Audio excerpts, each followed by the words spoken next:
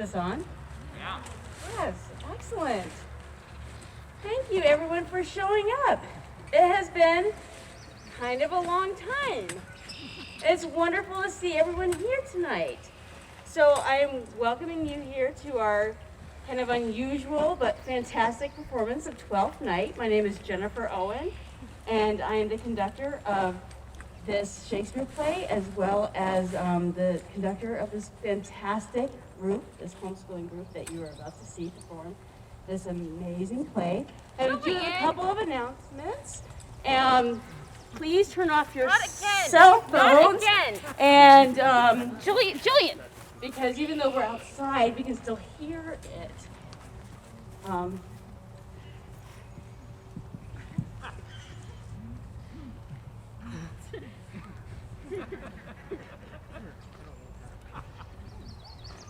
My name is Jennifer. Yes. See, they didn't call for you, did they? I thought they did. Oh, I tried. Okay, I'm Jennifer. This is my twin sister, Jillian. And guess what? We're doing another show about twins. Another confusing Shakespeare comedy about twins. Yes, there's more than one. So, thank you so much. You're welcome to stay on stage if you want. Everyone? Yeah. So thank you so much for coming to 12th Night. I am glad that we're finally here with an audience. This is so fantastic. Thank you so much for coming. Up there, Laura and my dad are up there. There's popcorn and all kinds of goodies there. There are backstage telegrams. If you want to send a telegram to one of our actors, please do so. I think that if you're interested in the program at all, there's also some information back there. We have quite a few openings for the fall, so please don't hesitate. Laura can give you some more information. For many of our actors, this is their last year. This is their senior year. Some of them have been with me from the beginning, since I moved here in Connecticut. For 6 years, they've been performing plays with me, and it's been an absolute pleasure. And I've enjoyed watching them grow from little 12-year-olds to now 18-year-olds that have become not only phenomenal actors, but phenomenal people. And I'm really, really grateful for that. So thank you so much for coming, and without any further ado, 12th Night.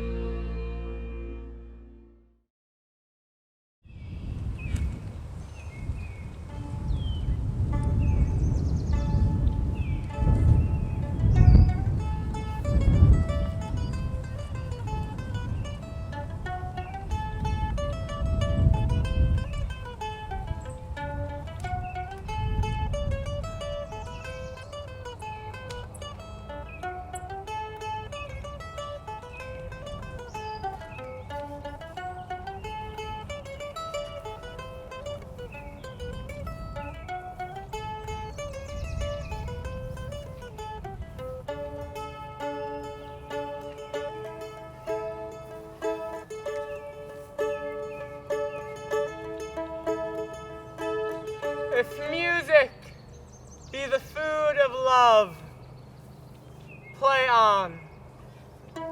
Give me excess of it, that surfeiting the appetite may sicken and so die. That strain again, it had a dying fall. Oh, it came o'er my ear like the sweet sound that breathes upon a bank of violets, stealing and giving odor. enough. No more. 'Tis not so sweet now as it was before. Will you go hunt, my lord? What, Curio? The hart? Oh, why, so I do. The noblest that I have. Oh, when mine eyes did see Olivia first, methought she purged the air of pestilence. That instant was I turned into a hart. How now? What news from her? So please, my lord, I might not be admitted, but from her handmaid do return this answer. The element itself, till 7 years' heat, shall not behold her face at ample view. All this to season a brother's dead love, which she would keep fresh and lasting in her sad remembrance. Oh, she that hath a heart of that fine frame, to pay this debt of love but to a brother?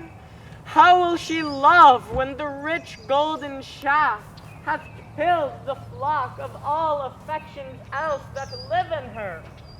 Away before me to sweet beds of flowers. Love thoughts lie rich when canopied with bowers.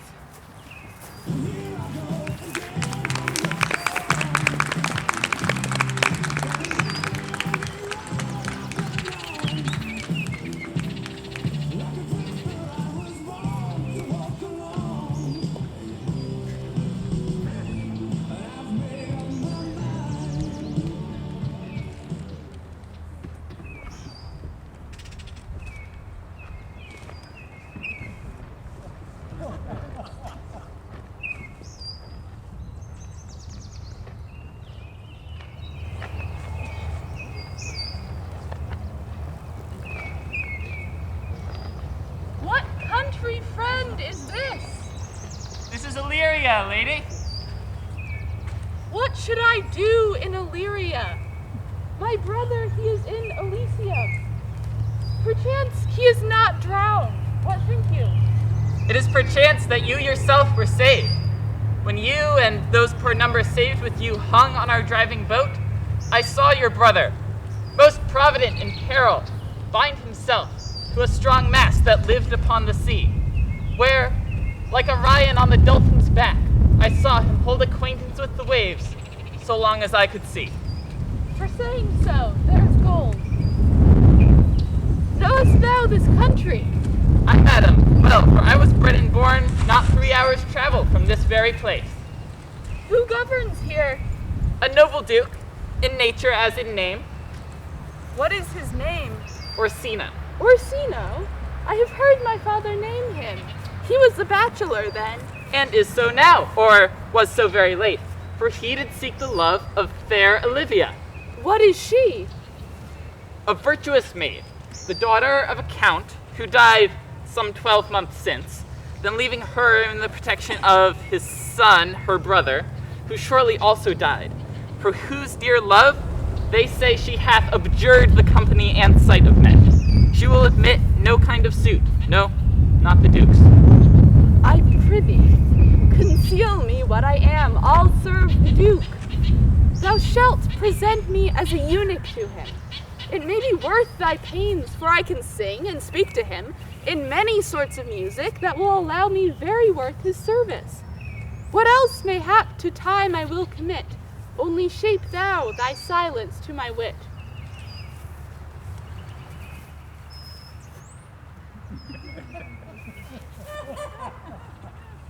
Be you his eunuch, and your mute I'll be. When my tongue blabs, then let mine eyes not see. I thank thee, lead me on.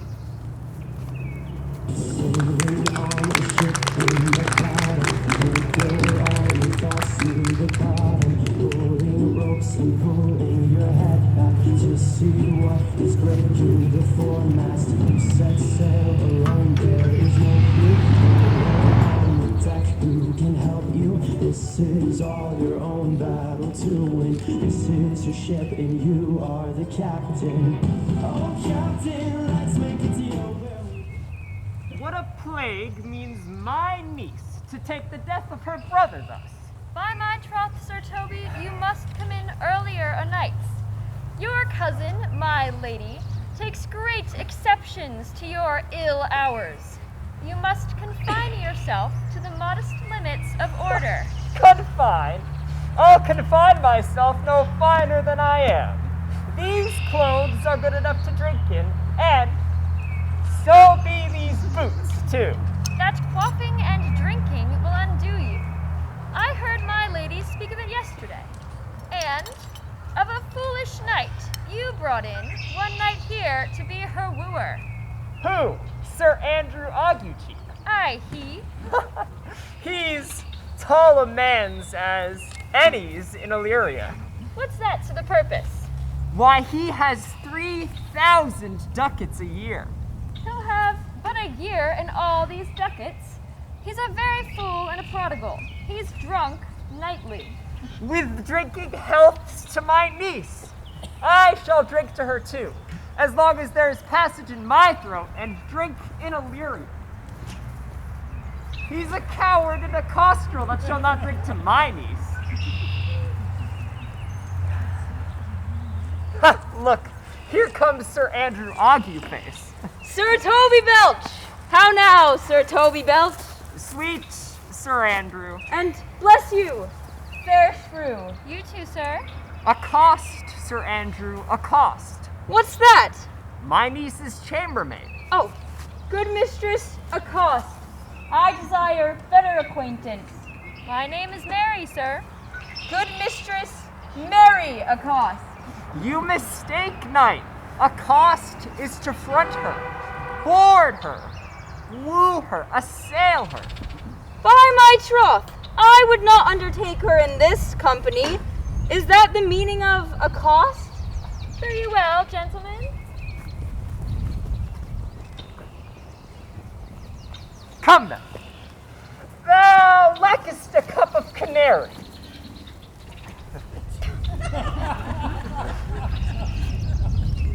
Methinks sometimes I have no more wit than a Christian or an ordinary man has. But I am a greater eater of beef, and I believe that does harm to my wit. No question. And I thought that I'd forswear it. I'll ride home tomorrow, Sir Toby. Your niece will not be seen by me. The Count himself here hard by woos her. She'll none of the counts. I've heard her swear on it. Tut, there's life in it, man. I will stay 1 month longer. I am a fellow of the strangest mind in the world. I delight in masques and revel, sometimes altogether. What is thy excellency in a galliard, knight? Faith, I can cut a caper. I think, by the excellent constitution of thy leg, it was born under the star of a galliard. Aye, 'tis strong, and it does indifferent well in a flame-colored stock. Shall we set about some revels? What shall we do else? Were we not born under Taurus? Horus? That's sides and hearts. No, sir. It is legs and thighs. Come, let me see thee caper. Ha! Higher! Ha! Excellent!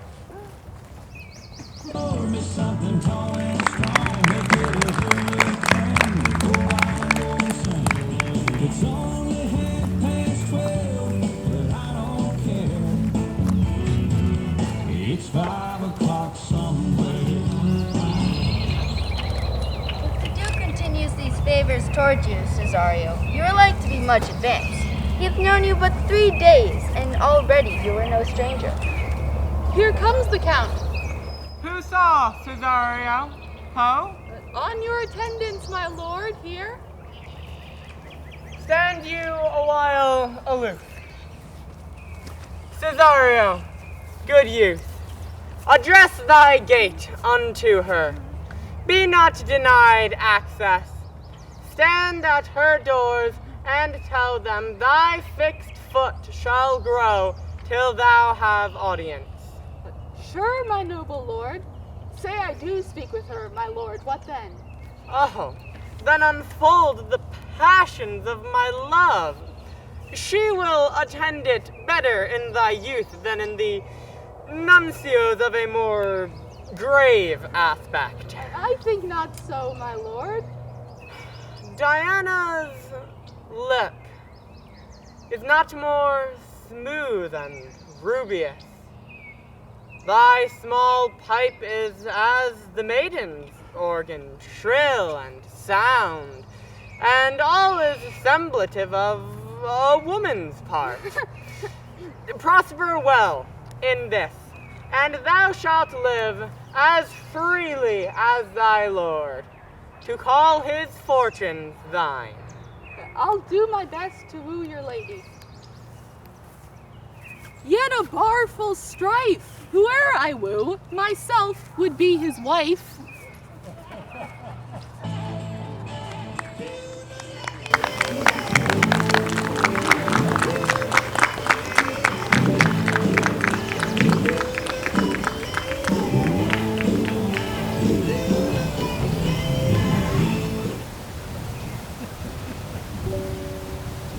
Let her hang me. He that is well hanged in this world needs to fear no colors. You shall be hanged for being so long absent. Many a good hanging prevents a bad marriage. Peace, you rogue. Here comes my lady. Now wit and speed I will, put me into good foolish. Those wits that think they have thee do very oft prove fools. But I that am sure I lack thee may pass for a wise man. For what says Quinipolis, better a witty fool than a foolish wit? God bless thee, lady! Take away the fool. Do you not hear, fellows? Take away the lady. Go to, you are a dry fool. Good Madonna, give me leave to prove you a fool. Can you do it? Dexterously. Make your proof. Good Madonna, why mournest thou? Good fool, for my brother's death. I think his soul is in hell, Madonna. I know his soul is in heaven, fool. The more fool, Madonna, to grieve your brother's soul being in heaven. Take away the fool, gentlemen. What thinkest thou of this fool, Malvolio? Doth he not mend? Yes, and shall do so till the pangs of death shake him. Infirmity that decays the wise doth ever make the better fool. God send you, sir, a speedy infirmity for the better increasing your folly. Sir Toby will be sworn that I am no fox, but he will not pass his word for a twopence that you are no fool. What say you to that, Malvolio? I marvel your ladyship takes delight in such a barren rascal. I saw him the other day put down with an ordinary fool that has no more brains than a stone. Look you now, he's out of his guard already. Unless you laugh and minister occasion to him, he is gagged. I protest, I take these wise men that crow so at these set kind of fools no better than the fool's zanies. Oh, you are so full of self-love, Malvolio, and taste with a distempered appetite. To be generous, guiltless, and of free disposition is to take things for bird bolts which you deem cannon bullets. There is no slander to an allowed fool, though he do nothing but rail, nor no railing to a known discreet man, though he do nothing but reprove. Now Mercury endue thee with leasing, for thou speakest well of fools. Madam, there is at the gate a young gentleman much desires to speak with you. From the Count Orsino, is it? I know not, madam, but 'tis a fair young man, and well attended. Who of my people hold him in delay? Sir Toby Belch, madam, your kinsman. Fetch him hence, I pray you. He speaks nothing but madman. Fie on him. Go, you Malvolio, and if it be a suit from the Count, tell him I am sick, or not at home. What you will to dismiss it. Look you, sir, now you see how your fools grow old and people dislike them. Thou spoke for us, Madonna, as if thy eldest son should be a fool, whose skull doth cram with brains. Or, here he comes, one of thy kin has a most weak pea manners. By mine honor, half drunk. What is at the gate, cousin? A gentleman. A gentleman. What gentleman? A gentleman. A plague on these pickled herrings. How now, son? Good Sir Toby! What has brought thee to this lethargy? Lechery? I defy lechery. There's one at the gate.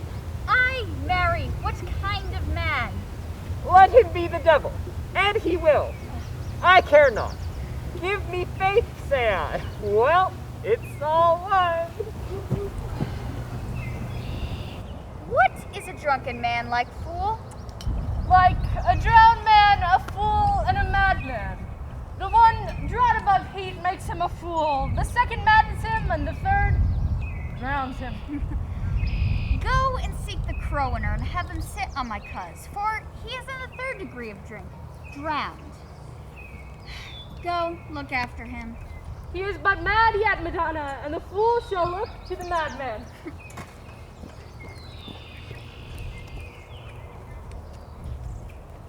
Madam, yon young fellow swears he will speak with you.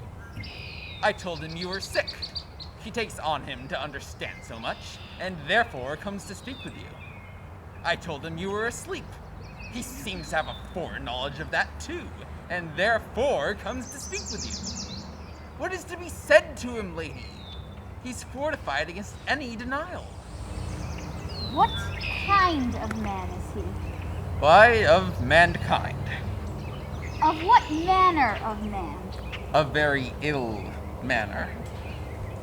Of what personage in years is he? Not yet old enough for a man, nor young enough for a boy. As a squash is before 'tis a peace god, or a codling when 'tis almost an apple. 'Tis with him in standing water, between boy and man. He is very well favored, and speaks very shrewishly. One would think his mother's milk were scarce out of him. Let him approach. Give me my veil. Come, throw it over my face. We will once more hear Orsino's embassy. The honorable lady of the house. Which is she? Speak to me. I shall answer for her. Your will? Most radiant, exquisite, unmatchable beauty. I pray you tell me if this be the lady of the house, for I never saw her. I would be loath to cast away my speech, for besides the fact that it is excellently well penned, I have taken great pains to con it. Oh, con it. Are you a comedian? No, my profound heart. Yet I am not what I am. Are you the lady of the house? If I do not usurp myself, I am. This is from my commission. I'll on with my speech in your praise, and then show you the heart of my manner. Come to what is important. I forgive you the praise. Alas, I have taken great pains to study it, and 'tis poetical. It is more like to be feigned. I pray you keep it in. If you be not mad, be gone. If you have reason, be brief. Will you hoist sail, sir? Here lies your way. No, good swabber, I am to pull here a little longer. I'm sure you have some hideous matter to deliver. Speak your office. It alone concerns your ear. My words are as full of peace as matter. Give us the place alone. We will hear this divinity. Now, sir, what is your text? Most sweet lady. A comfortable doctrine, and much may be said of it. Where lies your text? In Orsino's bosom. In what chapter of his bosom? To answer by the method in the first of his heart. Oh, I have read it. It is heresy. Have you no more to say? Good madam, let me see your face. Do you have any commission with your lord to negotiate with my face? You are now out of your text. But we will draw aside the curtain and show you the picture. Look you, sir, such a one I was this present. 'Tis not well done? Exceedingly done, if God did all. 'Twill endure wind and weather. 'Tis beauty truly bent, whose red and white nature's own sweet and cunning hand laid on. Lady, you are the cruelest she alive, to leave these graces to the grave, and leave the world's no copy. I will not be so hard-hearted. I will give out divers schedules of my beauty, and label every particle and utensil to my will as item 2 lips indifferent red, item 2 gray eyes with lids to them, item 1 neck, 1 chin, and so forth. Were you sent hither to praise me? I see what you are too proud. But were you the devil, you are fair. My lord and master loves you. Your lord does not know my mind. I cannot love him. Yet, I suppose him virtuous, know him noble, of great estate, of fresh and stainless youth, a gracious person, but yet I cannot love him. He should have took his answer long ago. If I did love you in my master's flame, with such a suffering, such a deadly life, in your denial I would find no sense. I would not understand it. Why? What would you? Make me a willow cabin at your gate, and call upon your soul within the house. Write loyal cantons of contemned love, and sing them loud, even in the dead of night. You might do much. What is your parentage? Above my fortunes, yet my state is well. I am a gentleman. Get you to your lord. I cannot love him. Let him send no more. Unless, perchance, you come to see me again to tell me how he takes it. Very well, I thank you for your pains. Spend this for me. I am no feed post, lady. Keep your purse. My master, not myself, lacks recompense. Farewell, fair cruelty. What is your parentage? Above my fortunes, yet my state as well. I am a gentleman. I'll be sworn thou art. Thy tongue, thy face, thy limbs, actions, and spirit do give thee fivefold blazon. Not so fast, soft, soft. How now? How fast may one catch the play? Well, let it be. What ho, Malvolio! Malvolio! Here, madam, at your service. Run after that same Peter's messenger. He left this ring.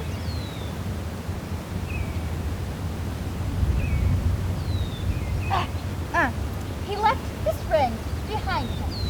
Tell him all none of it. Desire him not to flatter with his lord, nor hold him up with hopes, but that the youth will come this way tomorrow. I'll give him reason for it. Hide thee, Malvolio. Madam, I will. I know not what, and fear to find. Mine eye too great, a flatterer for my mind. Fate, show thy force, ourselves we do not own. What is decreed must be, and be this so.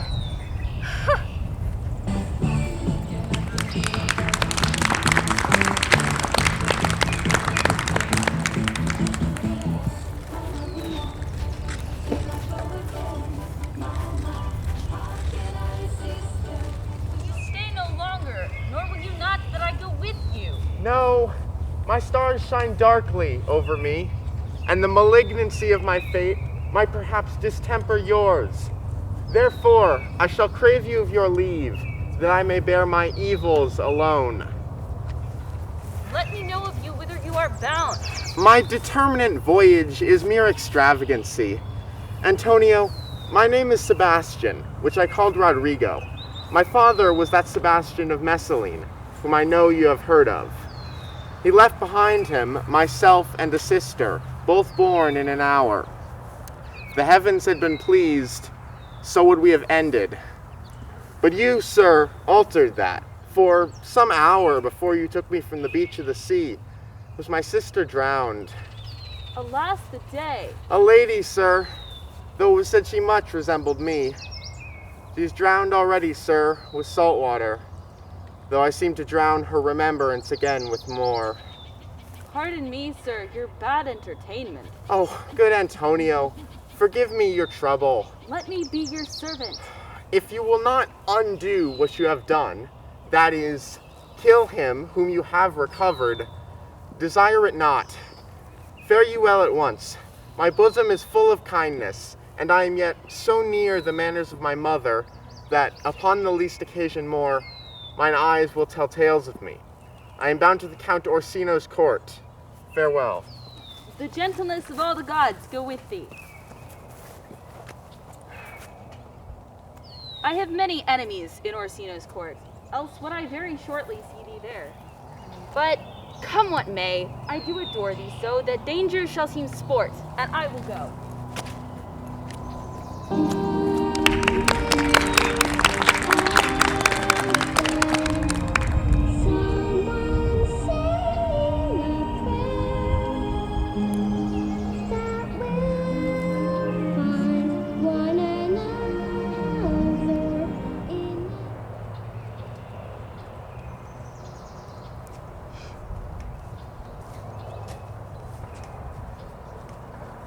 Were you not even now with the Countess Olivia?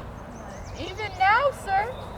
On a moderate pace I have arrived but hither.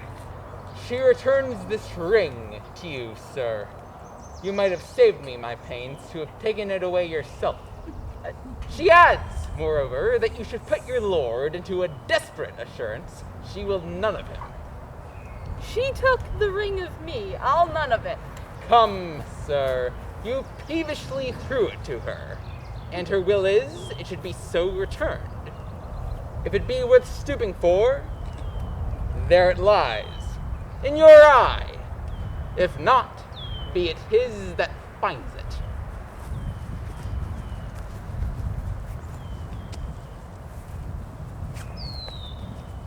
She left no ring with me. What means this lady? Fortune forbid my outsides have not charmed her. She loves me sure. The cunning of her passion invites me in this churlish messenger. Poor lady, she were better to love a dream. And I, poor monster, fond as much on him, and she mistaken seems to dote on me. Oh, what will become of this? As I am man, my master loves her dearly. My state is desperate for my master's love. As I am woman, now alas the days, what thriftless sighs shall poor Olivia breathe? O time, thou must untangle this, not I. 'Tis too hard of a knot for me to untie. I live for you, I long for you,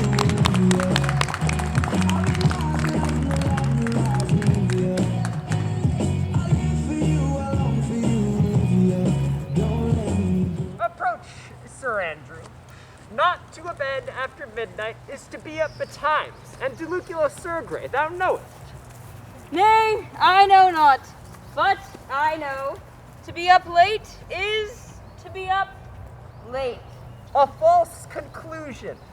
I hate it as an unfilled can. To be up after midnight and to go to bed then is early. So to go to bed after midnight is to go to bed betimes. Does not our life consist of the four elements? Faith, so they say, but I think it consists of eating and drinking. Thou art a scholar. Let us therefore eat and drink. Marry it, I say, a stoup of wine.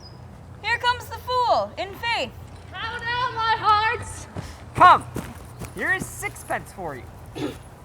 Let's have a song. Would you have a love song or a song of good life? A love song, a love song. Aye, I care not for good life.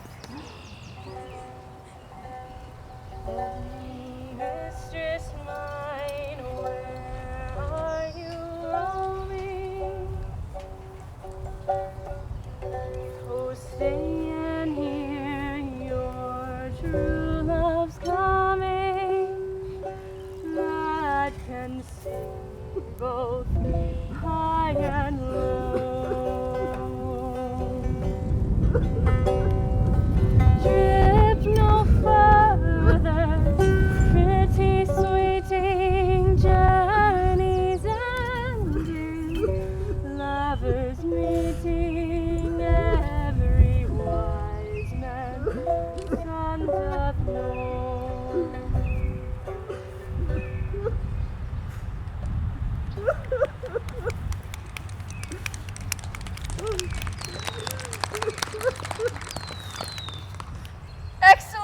good in faith.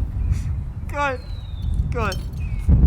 A mellifluous voice, as I am a true knight. To hear by the nose, it is dulcet and contagion. But shall we make the welkin dance indeed? Shall we rouse a night owl in a catch that will draw 3 souls out of 1 weaver? Shall we do that? And you love me? Let's do it. I am dog at a catch. Fire lady and some dogs will catch well. Come, begin, fool. It begins. Hold thy peace. I shall never begin if I hold my peace. Good in faith. Come, begin. Hold thy peace, and I prithee hold thy peace. Hold thy peace, and I prithee hold thy peace. Hold thy peace, and I prithee hold thy peace. Hold thy peace, hold thy peace, down, knave, down, knave. Down, knave. And I prithee hold thy peace, down, knave. Hold thy peace, down, knave, down, knave. I prithee hold thy peace. A caterwauling do you keep here? If my lady have not called upon her steward Malvolio and bid him turn you out of doors, never trust me. Am I not consanguineous? Am I not of her blood? Tilly Valley lady. There dwelt a man in Babylon, lady. Beshrew me, the knight's an admirable fooling. He does well enough if he be disposed, and so do I too. He does it with a better grace, but I do it more naturally. For the love of God, peace. Peace! Hold thy peace, and I prithee hold thy peace. Hold thy peace, and I prithee hold thy peace. Down, knave, down, knave. And I prithee hold thy peace. Hold thy Down, knave. Hold thy peace, down, knave, down, knave. Down, knave. Hold thy peace, down, knave, down, knave. Down, knave. Hold thy Down, peace, knave, down, knave. Hold thy peace, down. My masters, are you mad? Or what are you? Have you no wit, manners, nor honesty, but to gabble like tinkers at this time of night? Is there no respect for place, persons, nor time in you? We did keep time, sir. In our catches. Snack up. Sir Toby, my mistress bade me tell you that, though she harbors you as her kinsman, she's nothing allied to your disorders.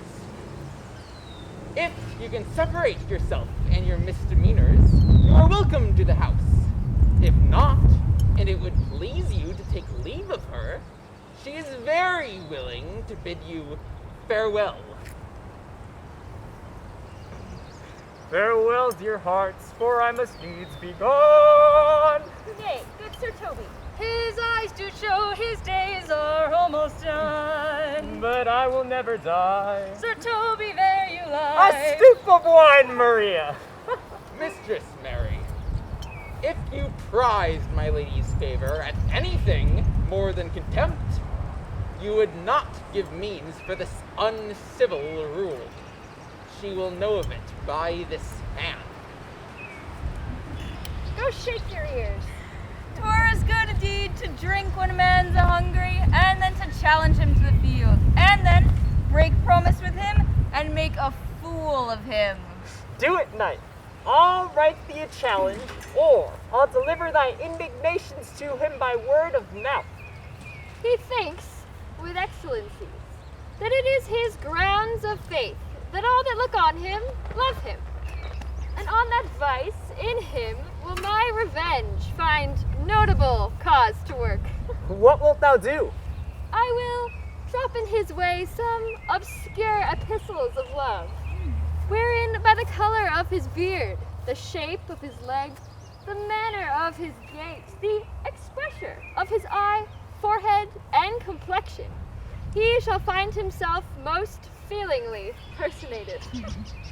I can write very much like my lady, your niece. Excellent! I smell a device. I have it in my nose, too. He shall drink by the letters, that thou wilt drop that they are from my niece, and that she is in love with him. I will plant you two, and let the fool make the third, wherein he shall find the letter. Observe his construction of it. For this night, to bed, and dream on the event. Farewell. She is a beagle, true bred, and one that adores me. What of that?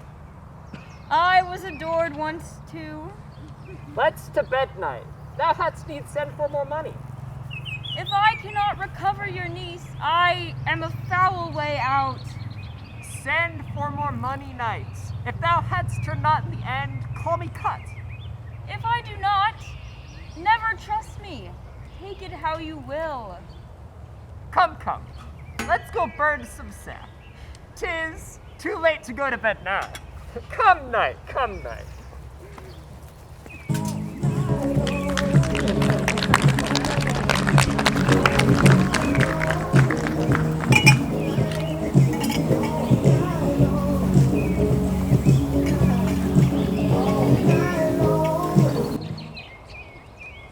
Give me some music.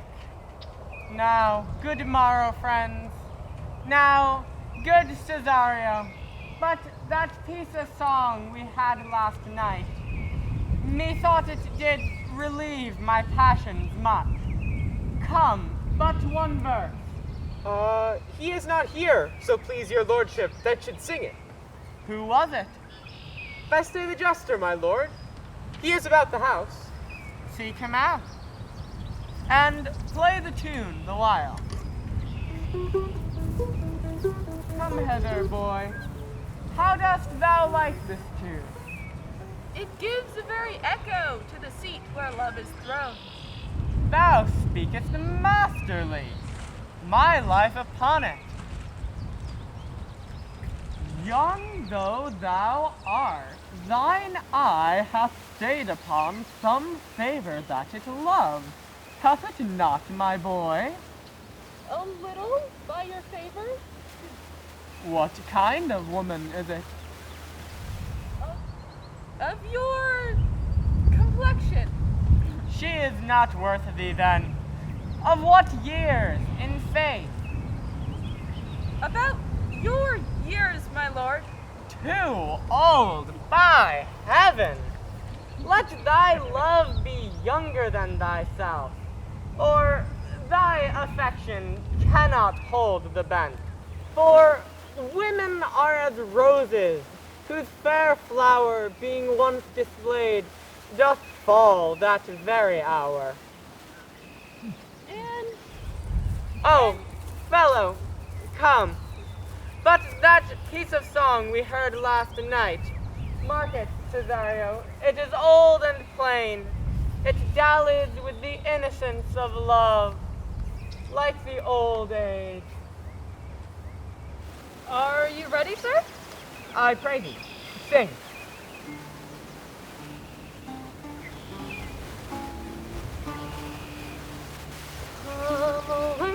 Come away, dear, and in sad cypress let me be laid. My shroud of life stuck all with you.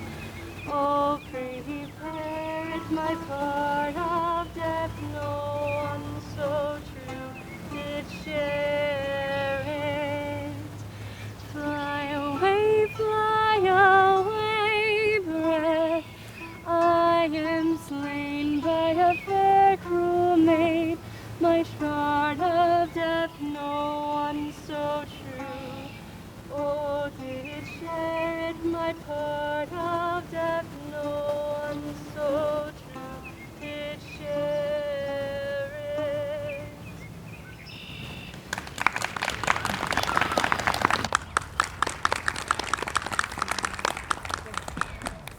There's for thy pain.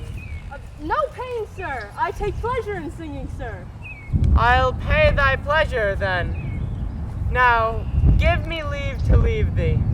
Now may the melancholy god protect thee, and the tailor make thy doublet of changeable taffeta, for thy mind is very opal. Farewell. Let all the rest give place. Once more, Cesario, get thee to yon same sovereign cruelty. Tell her my love, more noble than the world, prizes not quantity of dirty lands, the parts that fortune hath bestowed upon her. Tell her I hold giddily as fortune. But if she cannot love you, sir. I cannot so be answered. Sooth, but you must. Say that some lady, as perchance there is, hath for your love the same great pang of heart as you do for Olivia. You cannot love her. You tell her so. Must she not then be answered? Make no compare between the love a woman can bear me and that I owe Olivia. Aye, but I know. What dost thou know? Too well what love women to men they owe. In faith, they are as true of heart as we. My father had a daughter, loved a man, as it might be, perhaps, were I a woman, I would your lordship. And what's her history? A blank, my lord. She never told her love, but let concealment, like a worm in the bud, feed on her damask cheek. She pined in thought, and with a green and yellow melancholy, sat like patience on a monument, smiling at grief. But died thy sister of her love, my boy? I am all the daughters of my father's house, and all the brothers too. Yet I know not. Sir, shall I to this lady? Aye, that's the theme. To her in haste. Give her this jewel. Say my love can give no place, bide no deny.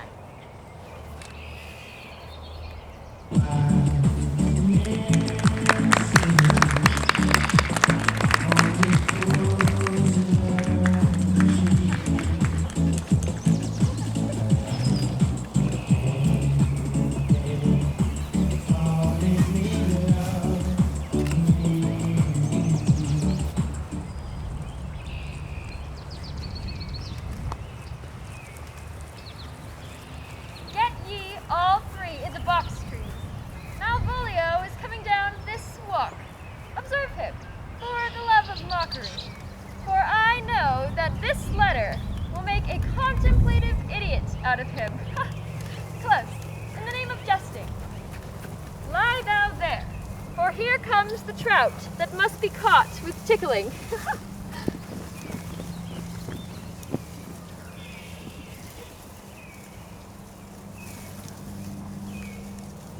"'Tis but fortune. All is fortune. Maria once told me she did affect me. And I have heard herself come thus near that, should she fancy, it should be one of my complexion. What should I think on it?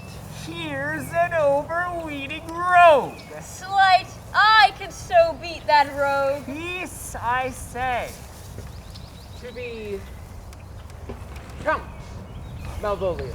Ah, rogue! Pistol him! Pistol him! Having been 3 months married to her, sitting in my estate.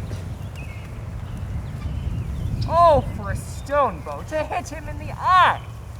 Calling my officers about me in my branched velvet gown, having come from a daybed where I have left Olivia sleeping. Fire and brimstone. Oh, peace, peace. And then to have the humor of state, and after demure travel of regard, telling them I know my place, as I would they should do theirs. Then to ask for my kinsman, Toby.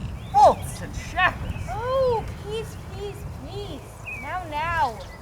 7 of my people with an obedient start make out for him. I frown the while, and perchance wind up my watch, or play with my...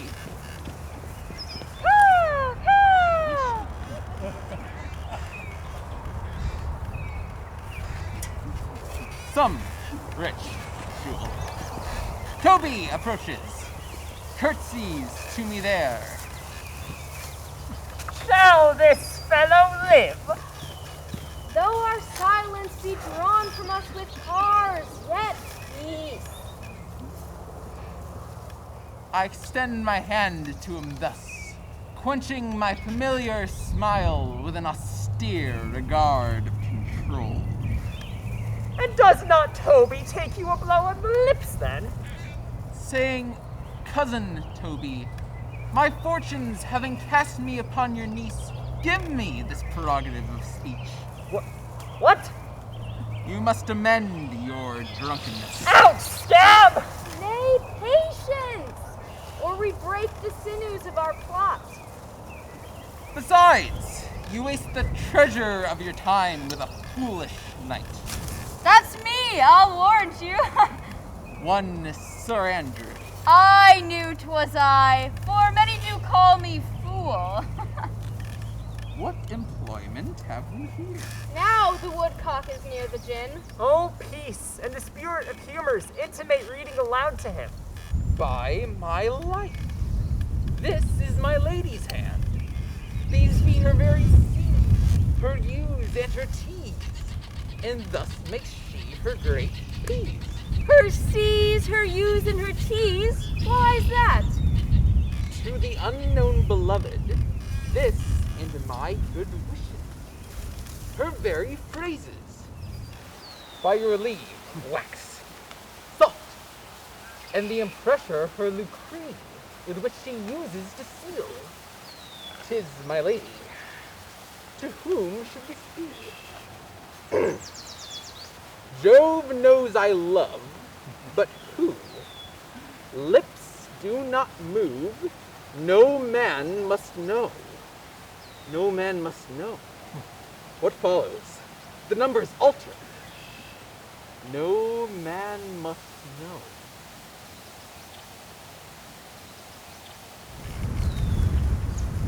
If this should be thee, Elvolia. Mary, hand thee, Brock!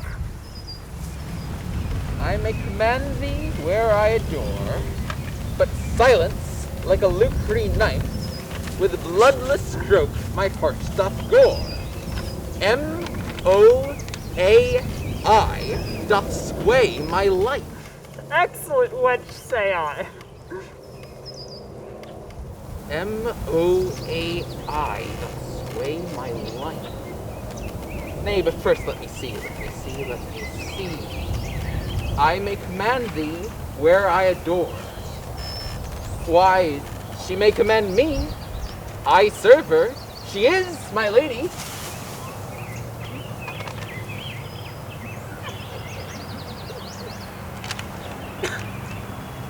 What should that alphabetical position portend? If I could make that resemble something in me. Softly. M-O-A-I.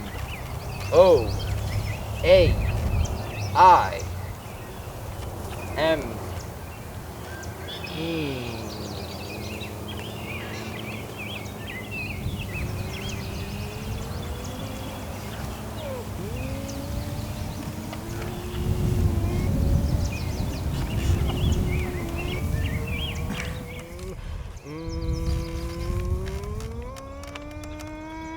Malvolio!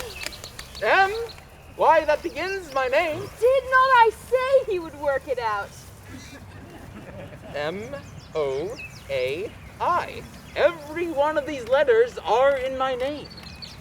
Soft, here follows prose. In my stars I am above thee, but be not afraid of greatness. Some are born great, some achieve greatness, and some have greatness thrust upon them. Be opposite with a kinsman, surly with servants.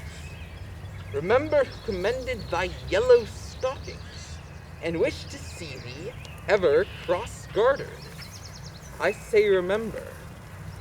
Farewell, she that would alter services with thee, the fortunate unhappy.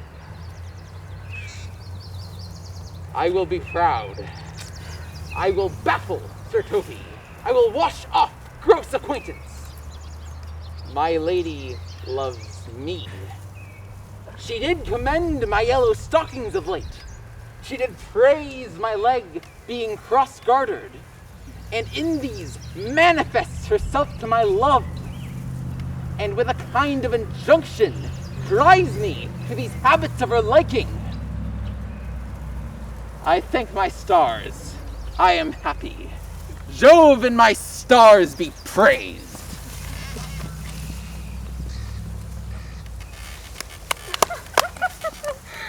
Here he's got a postscript. Thou canst not choose, but know who I am. If thou entertainest my love, let it appear in thy smiling. Therefore, still smile, dear my sweet, I prithee. I will smile. I will do everything that thou wilt have me.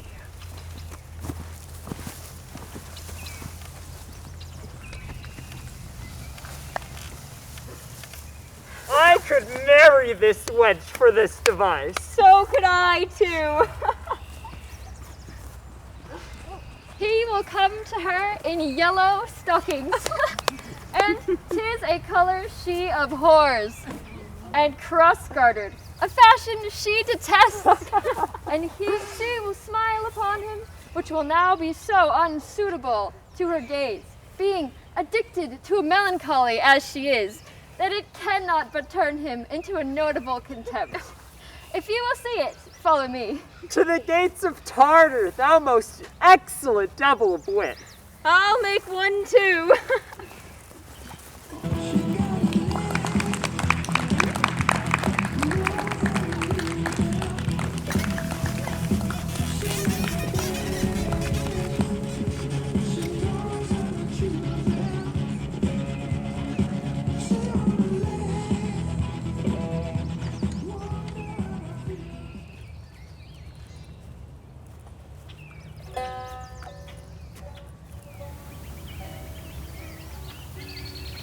Save thee, friend, and thy music. Dost thou live by thy tabor? No, sir, I live by the church. Art thou a churchman?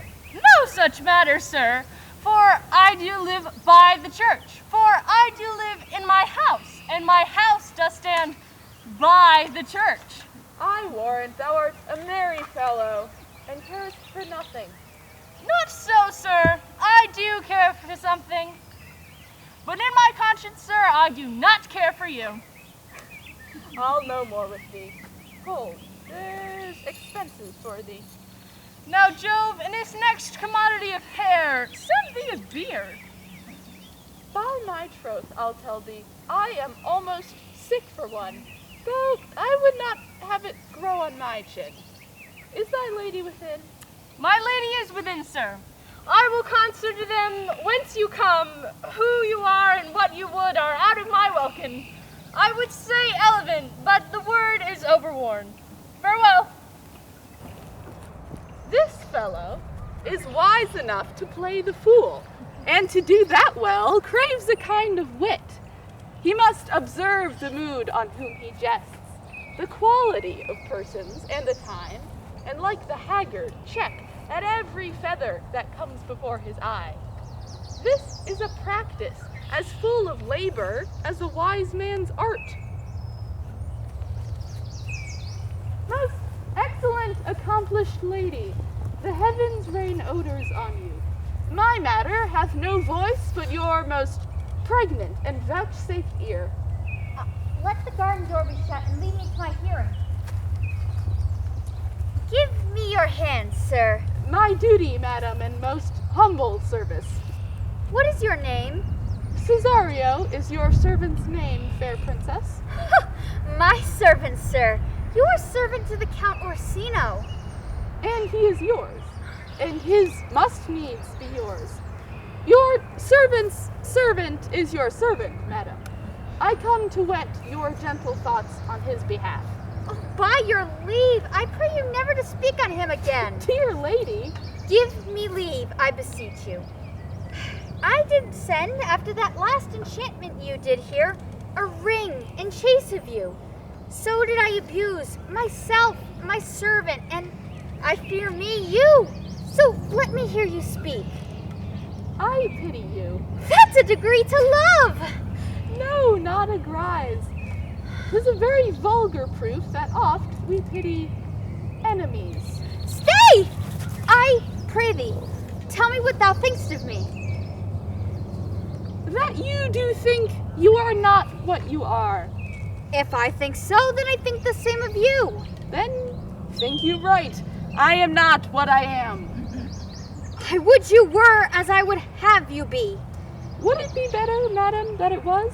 I think it might, for now I am your fool. Cesario, by the roses of the spring, by maidenhood, truth, honor, and everything, I love thee, so that maugre all thy pride, nor wit nor reason can my passion hide.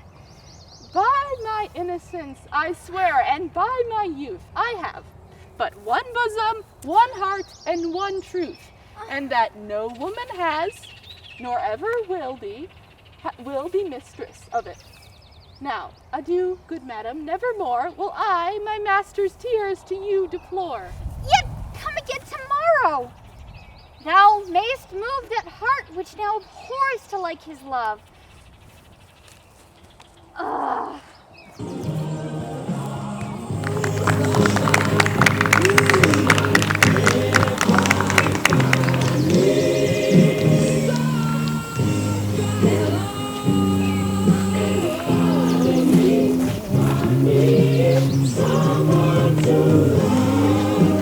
Nay, Faith, I'll not stay a jot longer.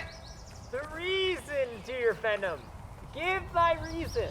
Mary, I saw your niece do more favors to the Count's servingmen than ever she bestowed upon me. I saw it in the orchard. She did show favor to the youth in your sight, only to exasperate you, to awake your dormant valor, to put fire in your heart and brimstone in your liver. You should have accosted her then, and with some excellent jest, fire new from mint, you should have banged the youth into dumbness. Build me thy fortunes upon the basis of valor. Challenge me, the Count's youth, to fight with him. Hurt him in 11 places. My niece shall take note of it. And assure thyself, there is no love broker in the world can more prevail in man's commendation with women than report of valor. There is no way but this, Sir Andrew. Will either of you bear me a challenge to him? Go, write it in a martial hand. Be cursed and brief. It is no matter how witty, so long as it be eloquent and full of invention. Let there be gall enough in thy ink, though thou write with a goose pen. No matter about it. Where shall I find you? We'll call thee at the cubiculum. Go. This is a dear mannequin to you, Sir Toby. Aye, he's been dear to me, lad. Some 2,000 strong or so. We shall have a rare letter from him. Look where the youngest wren of mine comes. If you desire the spleen, and will laugh yourself into stitches, follow me. Yon gull Malvolio has turned heathen, a very renegado. For there is no Christian that means to be saved by believing rightly, can ever believe such impossible passages of grossness. He's in yellow stockings. And cross-gartered. Most villainously, like a pedant that keeps the school in the church. I have dogged him, like his murderer. He does obey every point of the letter I dropped to betray him. He does smile his face into more lines than is in the new maps with the augmentation of the Indies. You have not seen such a thing as 'tis. I can hardly forbear hurling things at him. I know my lady will strike him. If she do it, he'll smile and take it for a great favor. Come, bring us where he is.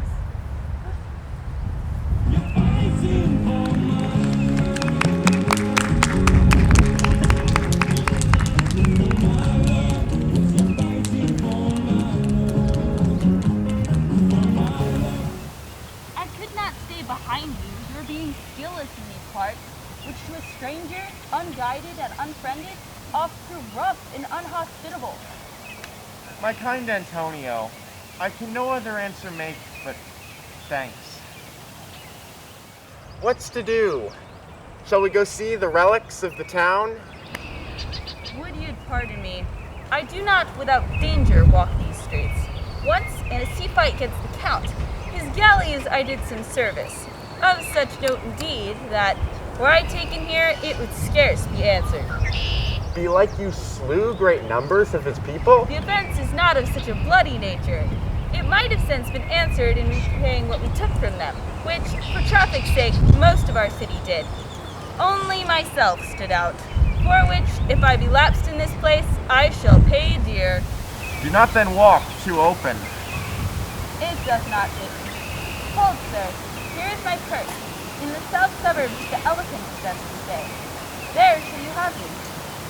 Why I your purse? Haply your eyes shall light upon some toy you have desired to purchase. And your store, I think, is not for idle markets, sir. I'll be your purse bearer then, and leave you for an hour. To the elephant. I do remember.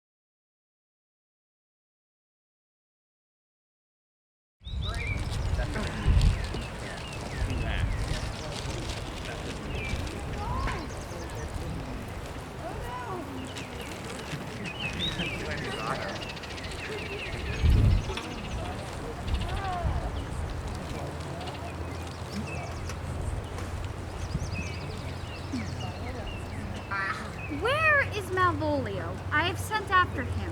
He says he'll come. Oh, he's coming, madam, but in a very strange manner. He does not nothing but smile.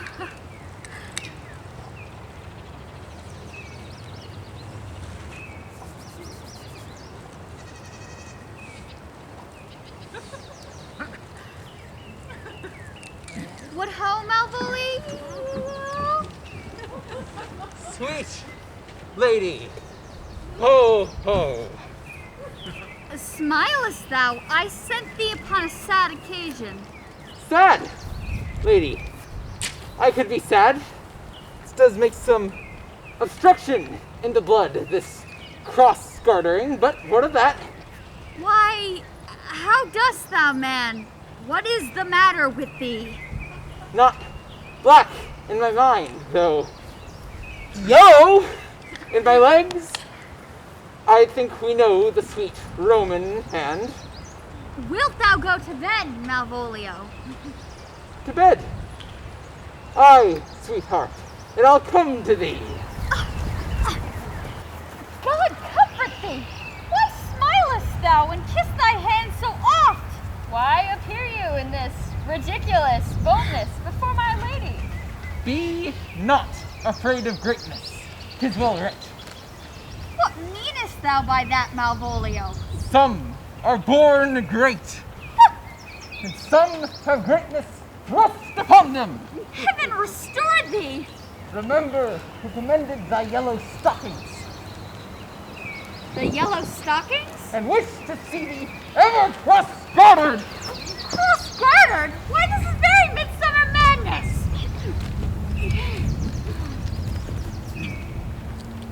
Good madam, the young gentleman of Count Orsino is returned. I could hardly entreat him back. I will come to him. Good Maria, let this fellow be looked to. Let some of my people take a special care of him. I would not have him miscarry for the half of my dowry.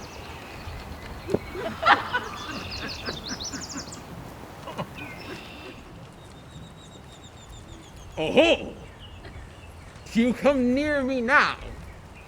No worse man than Sir Toby to look to me.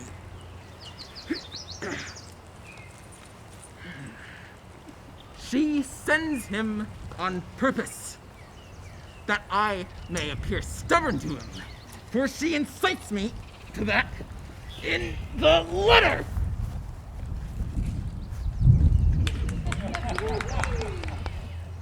Cast thy humble sloth, says she. Be opposite with a kinsman, surly with servants. Let thy tongue tang with arguments of state. Put thyself into the trick of singularity, and consequently sets down how as a sad face, a reverend carriage, a slow tongue, and the habit of some sir of note, and so forth. I have limed her, but it is Jove's doing, and Jove makes me thankful. And once she went away just now, let this fellow be looked to. Fellow! Not Malvolio, nor after my degree, but fellow! Why, everything adheres together, that no gram of a scruple, no scruple of a scruple, no obstacle, no incredulous or unsafe circumstance. What can be said? Nothing that can be can come between me and the full prospect of my hopes. Well, Jove, not I, is the doer of all this, and he is to be thanked.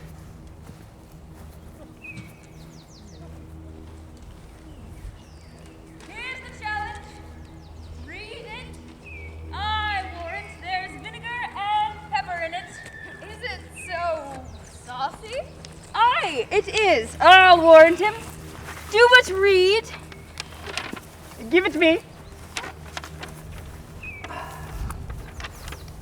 You Whosoever thou art but a scurvy fellow. Good and valiant. Thou comest before the Lady Olivia, and in my sight she uses thee kindly. But thou liest in thy throat. That is not the matter I challenge thee for. Very brief, and exceedingly good, senseless. I shall waylay thee going home, where if it be thy chance to kill me. Good. Thou kill'st me, like a rogue and a villain. Fare thee well, and may God have mercy upon one of our souls. He may have mercy upon mine, but my hope is better, so look to thyself. Thy friend as thou usest him, and thy sworn enemy, Andrew Aguchi. If this letter move him not, his legs cannot. I'll give it to him. You may have very fit occasion for it. He is now in some commerce with my lady, and will by and by depart. Go, Sir Andrew, scout me for him at the corner of the orchard. Soonest ever thou seest him, draw, and as thou drawest, swear horribly, for it comes to pass oft that a terrible oath, with a swaggering accent sharply twanged off, gives manhood more approbation than ever proof itself would have earned him. Away! Nay, let me alone for swearing. Now will not I deliver this letter to him. I shall deliver his challenge by word of mouth. Set upon Aguchik a notable report of valor, and drive the gentleman into a most hideous opinion of his rage, skill, fury, and impetuosity. This shall so fright them both that they will kill one another by the look, like cockatrices. Oh, here he comes, with your niece. Give them way till he take leave, and presently after him. I'll meditate the while on some horrid message for a challenge.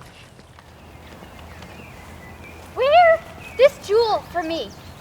'Tis my picture. Refuse it not, for it hath no tongue to vex you. And I beseech you, come again tomorrow.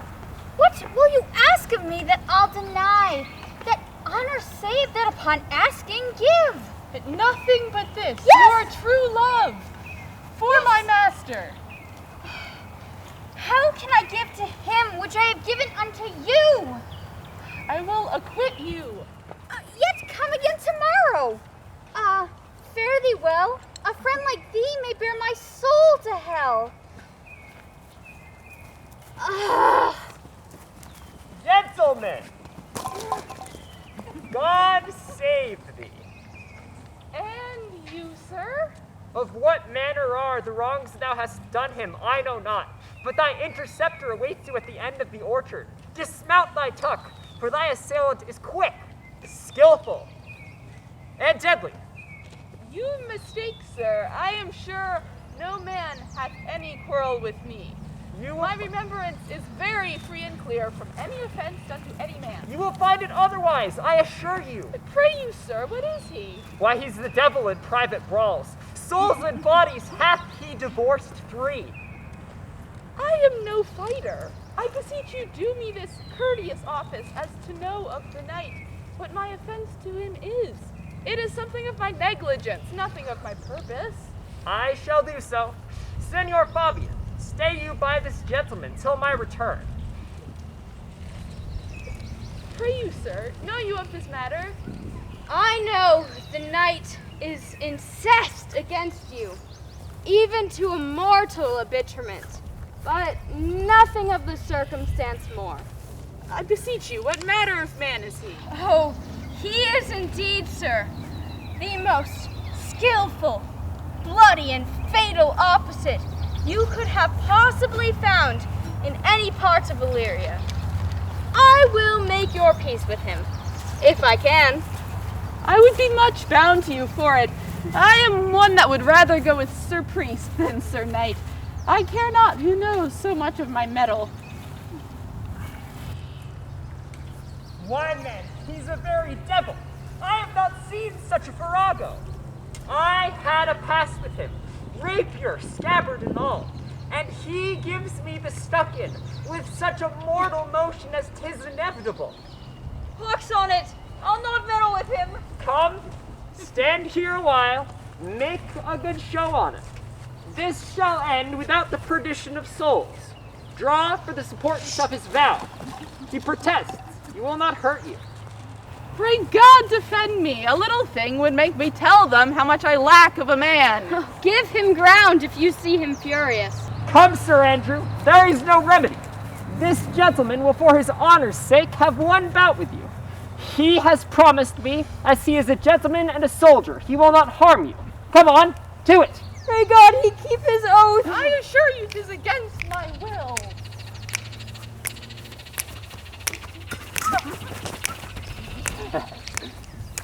Oh! Put up your swords! If this young gentleman have done offenses, I take the fault on me. Why? Why, what are you? One, sir, that for his love dares yet do more than you have heard him brag to you he will. Nay then, if you be an undertaker, I am for you. Oh, good Sir Toby, hold. Here comes the officer. I'll be with you anon. Pray you, sir, put up your sword, if you please. Marry will I, sir, and for that I'll be as good as my word. He will bear you easily and reigns well. This is the man, and I will do thy office. Antonio, I arrest thee at the suit of Count Orsino. You do mistake me, sir. No, sir, not jaunt. I know your favor well. Though you have no sea cap on your head, I will take him away. He knows I know him well. I obey. I must entreat you of some of that money. What money, sir? For this fair kindness you have shown me here, I'll lend you something. My having is not much.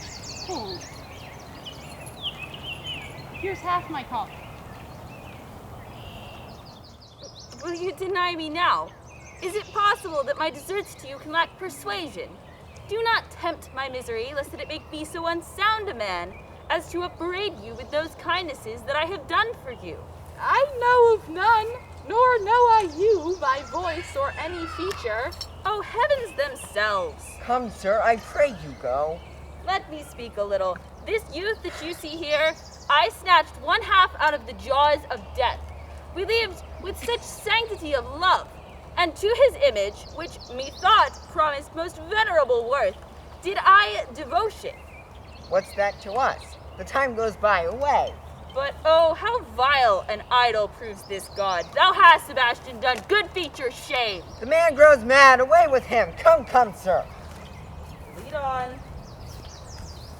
Methinks his words do from such passion fly, that he believes himself. So do not I. He named Sebastian. I my brother know, yet living in my glass. Even such and so in favor was my brother, and he went, still in this fashion, color, ornament. Oh, if it prove tempests are kind, and salt waves fresh in love. A very dishonest, paltry boy, and more a coward than a hare. His dishonesty appears in leaving his friends in necessity and denying them. A coward. A most devout coward. Slide all after him again and beat him. Go, cuff him soundly, but never draw thy sword. And I do not. Come, let's see the event. I dare lay any money. 'Twill be nothing yet.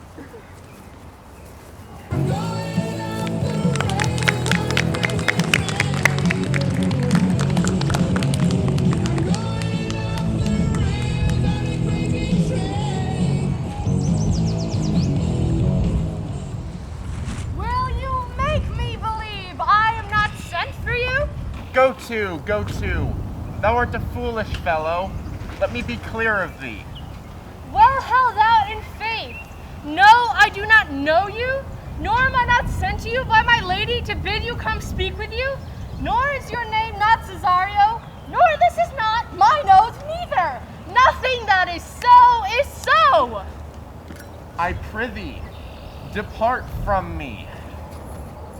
There is money for thee. If you tarry longer, I shall give worse payment. Now,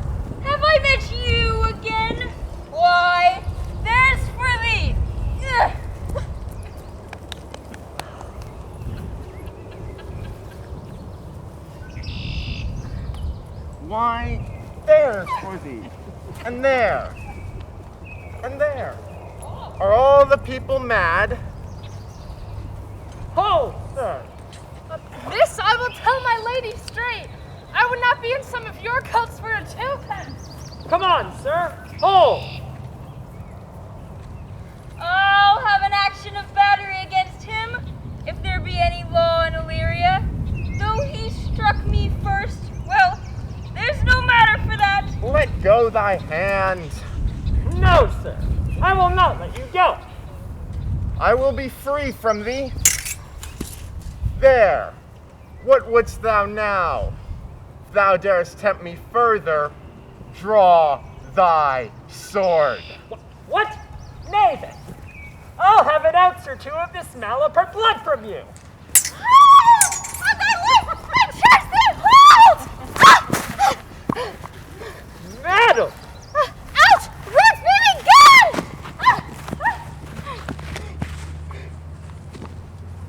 Cesario? Cesario?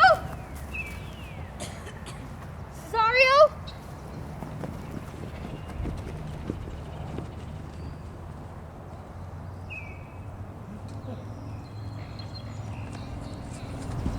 Be not offended, dear Cesario. Now go with me to my house, and hear thou there how many fruitless pranks this ruffian hath botched up, that thou thereby may smilest at this. What relish is this?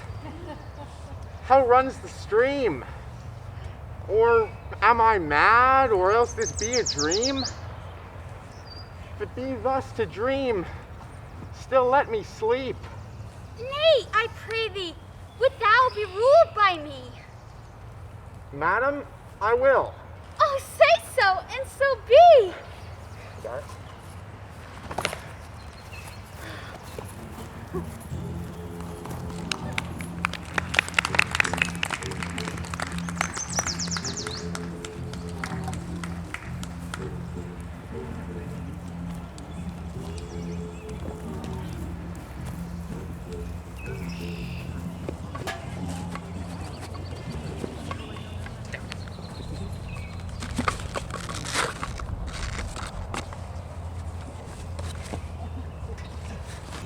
Nay, put on this beard, and this down.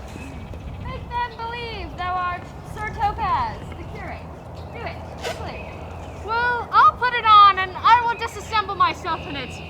I would I were the first that ever disassembled in such a gown. I am not tall enough to become the function. Jove bless thee, Master Parson! Buenos dias, Sir Toby. To him, Sir Topaz. What ho, I say, peace in this prison. Who calls? One Master Topaz, the curate, come to visit Malvolio, the lunatic. Sir Topaz. Good Sir Topaz. Go to my lady. Out, hyperbonic fiend, how vexest thou this man?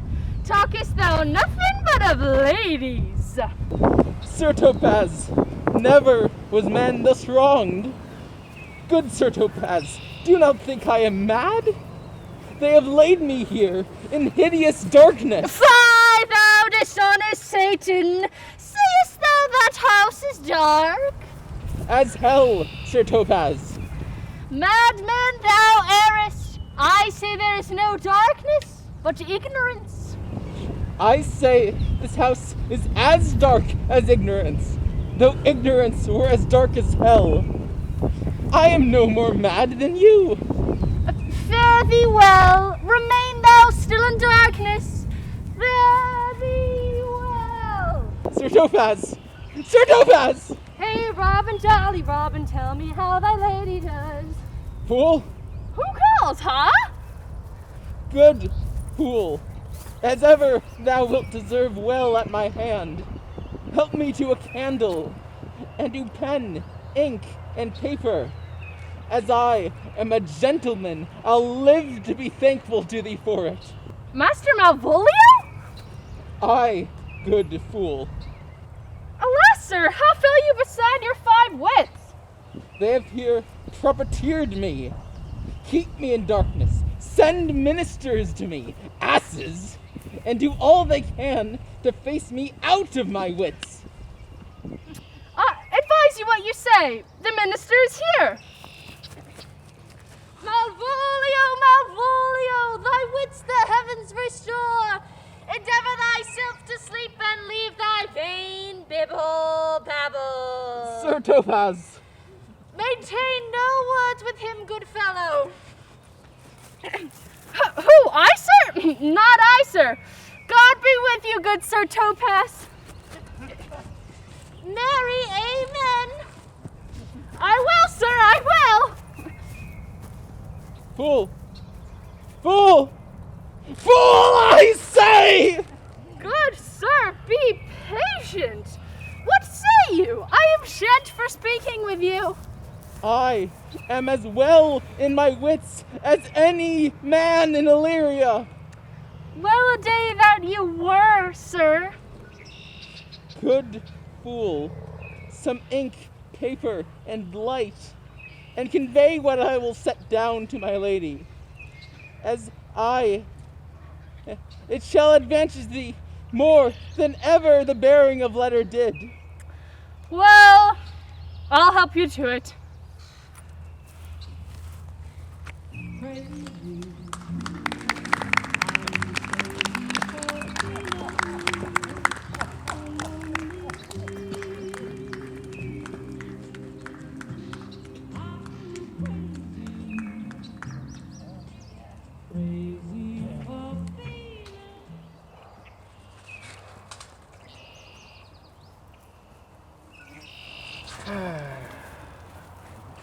This is the air. That is the glorious sun. This pearl she gave me, I do feel it and see it. And though 'tis wonder that enwraps me thus, yet 'tis not madness. Where is Antonio then? I could not find him at the Elephant. Yet there he was, and there I found this credit, that he did range the town to seek me out. His counsel now might do me golden service.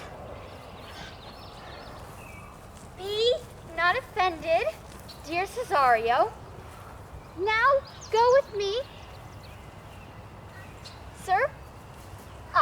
Now go with me and this holy man into the chantry by.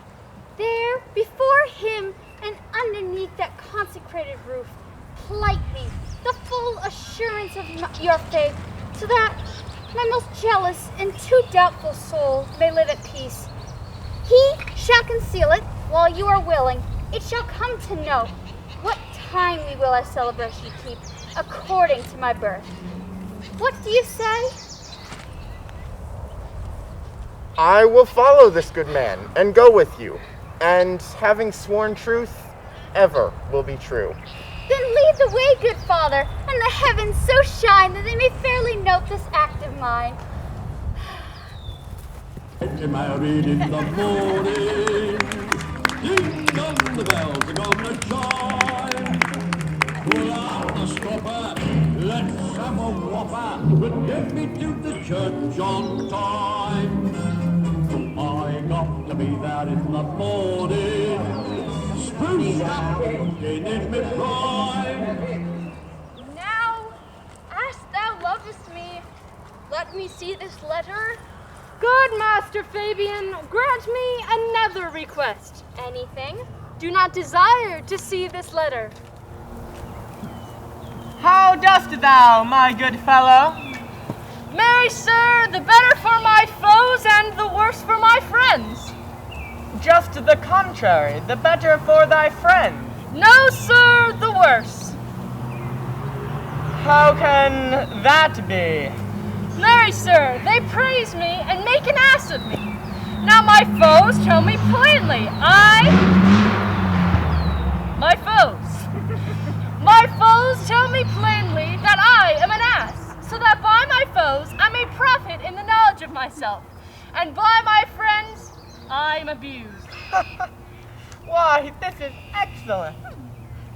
there's gold for you. If you will to your lady and tell her I am here to speak with her, and bring her along with you, it may awake my bounty further. Marry, sir, lullaby to your bounty till I come again. I go, sir, I go. Here comes the man, sir, that did rescue me. That face I do remember well. Yet when last I saw it, 'twas besmeared as black as Vulcan in the smoke of war.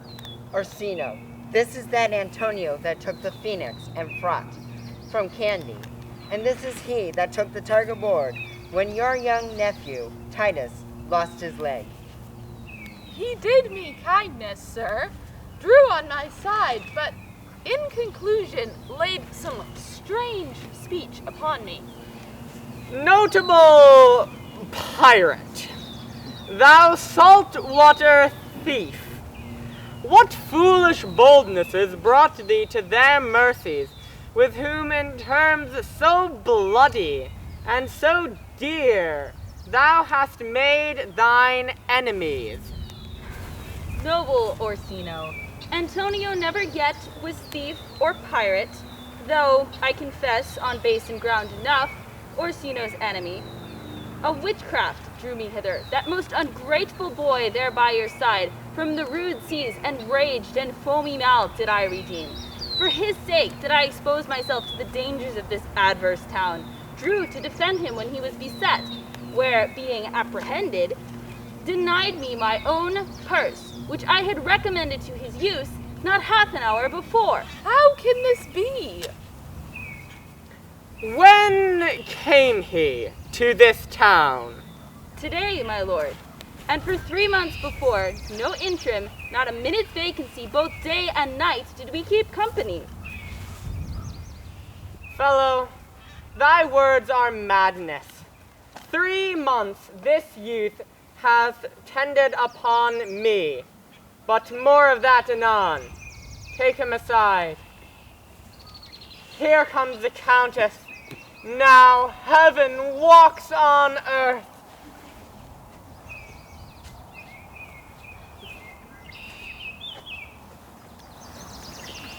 You do not keep promise with me, Cesario.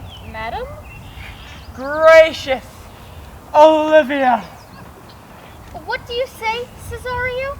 Good, my lord. My lord would speak, my duty hushes me. If it be aught to the old tune, my lord, it is as fat and fulsome to mine ear as howling after music. Still so cruel. Still so confident, my lord. You uncivil lady, to whose ingrate and unauspicious altars my soul the faithfulest offerings hath breathed out, that e'er devotion tended. What shall I do? Whatever so please, my lord, that shall become him.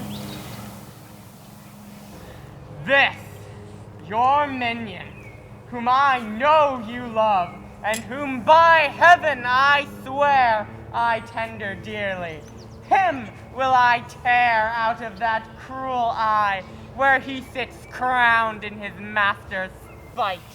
Come, boy, with me. My thoughts are ripe in mischief. I'll sacrifice the lamb that I do love to spite a raven's heart within a dove. And I, most jocund, apt, and willingly, to do you rest, 1,000 deaths would die. Where goes Cesario? After him that I love, more than I love these eyes, more than life, more by any mores than I e'er shall love wife. I be detested! How am I beguiled? Who does beguile you? Who does do you wrong? Hast thou forgot thyself? Has it been so long? Call forth the Holy Father. Come, away. Whither to, my lord? Cesario! Husband, stay! Husband? I, husband, can that he deny? Her husband, Sarah? No, my lord, not I. Alas, it is the baseness of thy fear that makes thee strangle thy property. Fear not. Take thy fortunes up. Be as thou knowest thou art, and then thou art as great as thou fearest.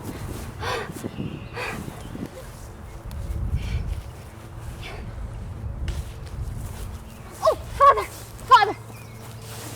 I charge thee by thy reverence here to unfold what has newly passed between this youth and me. A contract of eternal bond of love, confirmed by mutual joinder of your hands, attested by the holy close of lips, strengthened by interchangement of your rings, and all the ceremony of this compact sealed in my function by my testimony. Oh, thou dissembling cub! What wilt thou be when time hath sown a grizzle on thy case?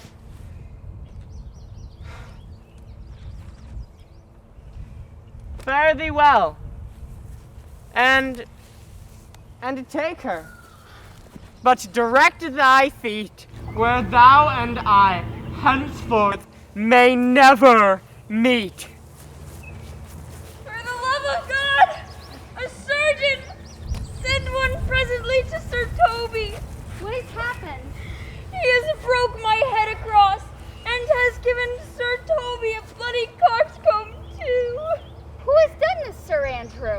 The Count's gentleman, one Cesario. We took him for a coward, but he's the very devil incarnate. Why speak you to me? I never hurt you. You drew your sword upon me without cause, but I bespake you fair and hurt you not. Here comes Sir Toby haltering. You shall hear more. How now, gentlemen? What is't with thee? That's all what. Hadst hurt me, and that's the end of it. Sought did see Dick Surgeon sought. Oh, he's drunk. Away with him. I'll go with you, Sir Toby, for we'll be dressed together. You'll help an ass head and a coxcomb and a knave, a thin-faced knave. Oh no! Get them to bed and let their hurt be looked to. I am sorry, madam. I have hurt your kinsman. You throw a strange regard upon me. One face, one voice, one habit, and two persons. A natural perspective that is and is not. Oh, Antonio, my kind Antonio, how have the hours racked and tortured me since I lost thee? Sebastian, are you? Fearest thou that, Antonio? How hast thou made division of yourself? Most wonderful. Do I stand there? I never had a brother. I had a sister, who the blind waves and surges hath devoured. Of charity, what kin are you to me? What countryman? What name? What parentage? Of Messalene, Sebastian was my father, and such a Sebastian was my brother too. So went he suited to his watery tomb. Were you a woman, as the rest goes even, I should let my tears fall upon your cloak and say thrice welcome, drowned Viola. My father died when Viola from her birth had numbered 13 years. Oh, that record is lively in my soul. He finished indeed his mortal act on that day that made my sister 13 years. If nothing led to make us happy both, but this my masculine usurped attire, do not embrace me until each circumstance of time, fortune, place do hear and jump that I am Viola. So comes it, lady, you would have been mistook. But nature to her bias drew in that you would have been contracted to a maid. Nor are you therein by my life deceived. You are betrothed to both maid and man. boy.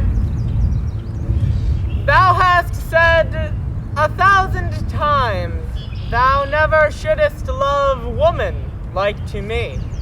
And all those sayings will I overswear? Give me thy hand, and let me see thee in thy woman's weeds. The captain that did bring me on shore hath my maid's garments. He, upon some action, is now in durance at Malvolio's suit. He is a gentleman and a follower of my lady's. And now I do remember. They say, gentlemen, the poor man is much distracted. Oh, Sirrah, how does Malvolio? Truly, madam, he holds Beelzebub at the stave's end, as any a man in his case may do. Has here writ you a letter saying you've much wronged him. He wrote this? Aye, madam.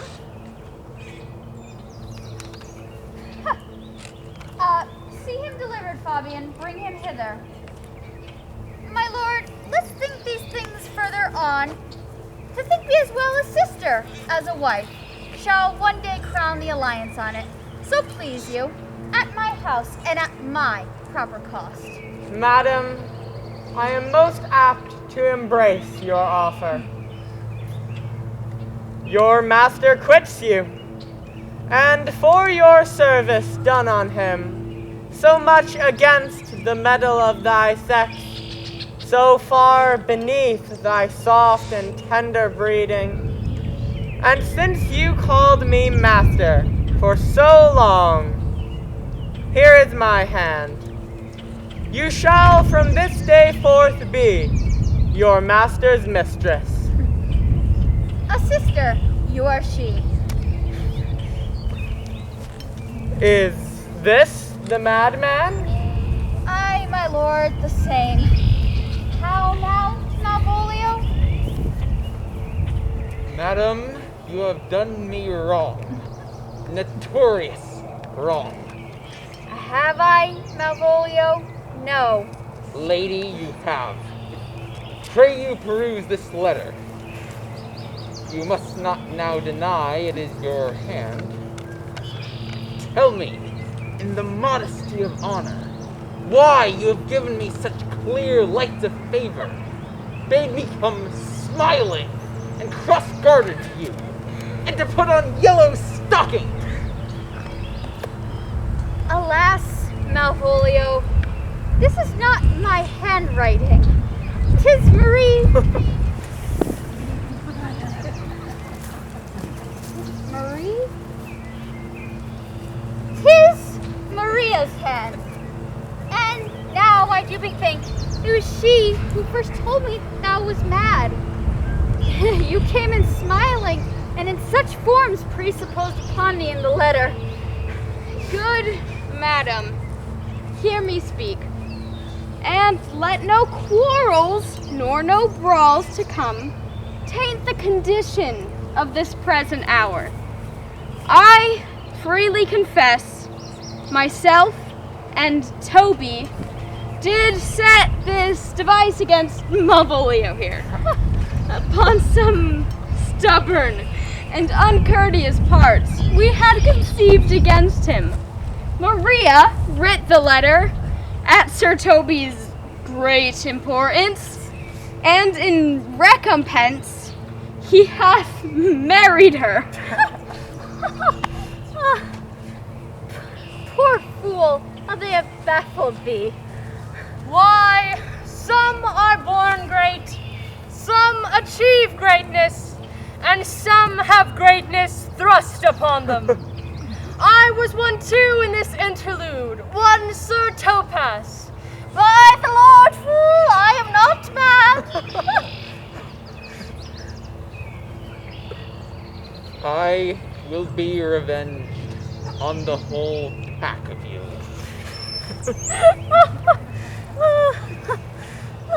He has been notoriously abused. Pursue him, and entreat him to a peace. He hath not told us of the captain yet. Meanwhile, sweet sister, we shall not part from hence. Cesario, come. But when in other habits you are seen, Orsino's mistress and his fancy's queen. When that I was a little tiny boy, with hey-ho, the wind and the rain, the wind and the rain, the wind and the rain. A foolish thing was but a toy for the rain, for the rain. It raineth every day, it raineth every day. But when I came to man's estate, for the rain, it raineth every day, it raineth every day. Against knaves and thieves men shut their gates. For the rain, it raineth every day, it raineth every day. A great while ago the world began with hey-ho, the wind and the rain, the wind and the rain, the wind and the rain. But that's all one, our play is done, and we'll strive to please you every day, to please you every day.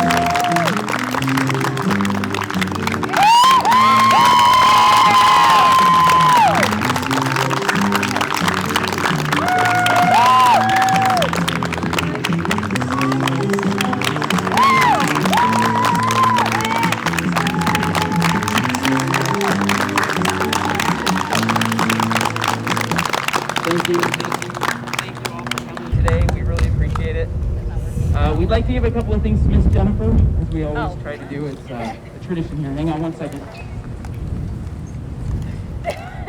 Someone hold the loot! Oh! All of the kids have written her a little message there, as we always do, and we just like to tell her how much we love and appreciate her.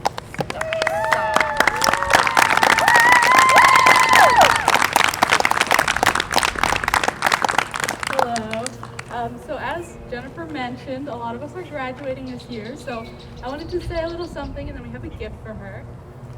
So a lot of us have been here for many years and we've grown a lot, and we've lost people we love and we've met people we love, and throughout all of it, this has been a family and it's been a home. So thank you very much.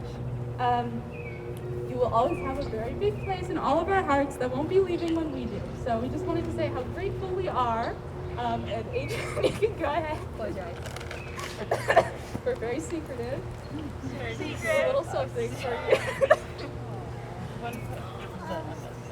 No, it's not unnecessary. It is very necessary. 1 second. 1 second. Yeah, it's for the suspense, Jennifer. Is there nothing? There's nothing, right? It's a This is a big dramatic joke. call. I give you the gift of comedy. We are. That your would be gift. funny. I think we're gonna wait 6 years and then just give you nothing. Like, yeah. That's not how we roll. Is it a puppy? That would be Maybe. Now you're gonna make us feel. Absolutely. It better be a puppy. I'm joking. Quick, someone. Okay, almost there. I don't believe you.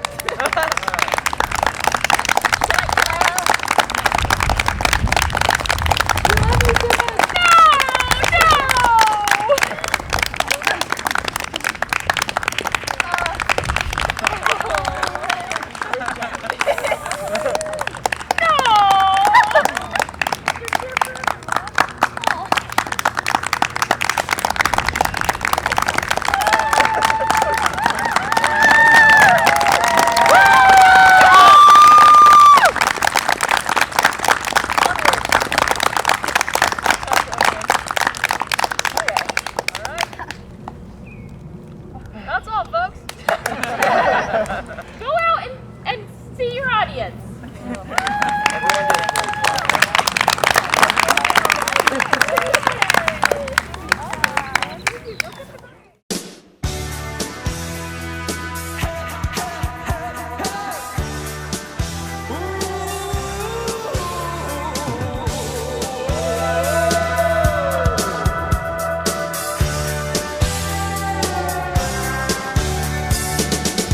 Won't you come see about me? I'll be alone, dancing, you know it, baby. Tell me your troubles and doubts, giving me everything inside and out. And love strange, so real in the dark. Think of the tender things that we were working on. Slow change may pull us apart. When a light gets into your heart, baby, don't you forget about me. Don't you forget about me. Will you stand above me? Look my way, never love me. Rain keeps falling down, down, down. Hey, hey, hey, hey. Dear Mr. Vernon, we accept the fact that we had to sacrifice a whole Saturday in detention for whatever it was we did wrong. But we think you're crazy to make us write an essay telling you who we think we are. And you see us as you want to see us. In the simplest terms, with the most convenient definitions. But what we found out is that each one of us is a brain, And an athlete. And a basket case. A princess. and a criminal. Does that answer your question? Sincerely yours, The Breakfast Club.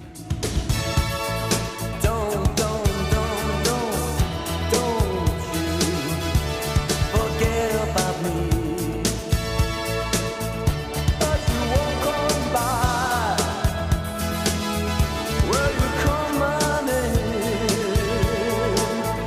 As you walk on by, will you come on in? When you walk away.